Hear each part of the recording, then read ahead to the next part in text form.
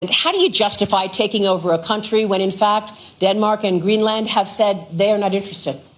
Well, Maria, I think the president has a very strong view on Western Hemispheric security and believes that the U.S. should not outsource our national security.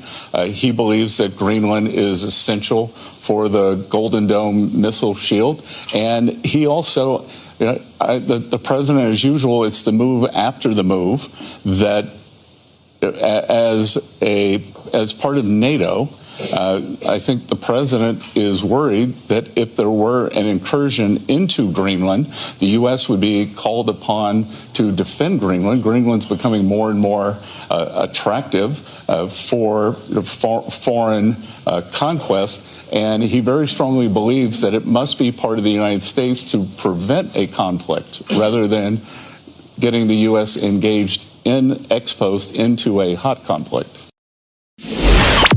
What do you want to say about the NATO alliance then? I mean, Denmark has been a long ally, the European Union united against any move. How do you progress with what looks like a strategic move for the United States, but also preserve the alliance, the NATO alliance? Well, look, I think that the NATO alliance is very safe, sound, and thanks to President Trump, it's never been more secure. When President Trump came in his first term, the European countries and Canada were not meeting their spending quotas as a percent of GDP.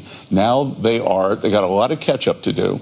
And Maria, to put it in perspective, the United States of America since 1980 has contributed $22 trillion more dollars, or spent $22 trillion more dollars on defense than all of NATO. So roughly the same size population.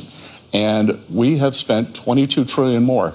That is 2/3 of our outstanding government debt. The Europeans have been spending the money on social welfare, on roads, on education, and it's time for them to pay more, which they've agreed to do. Yeah.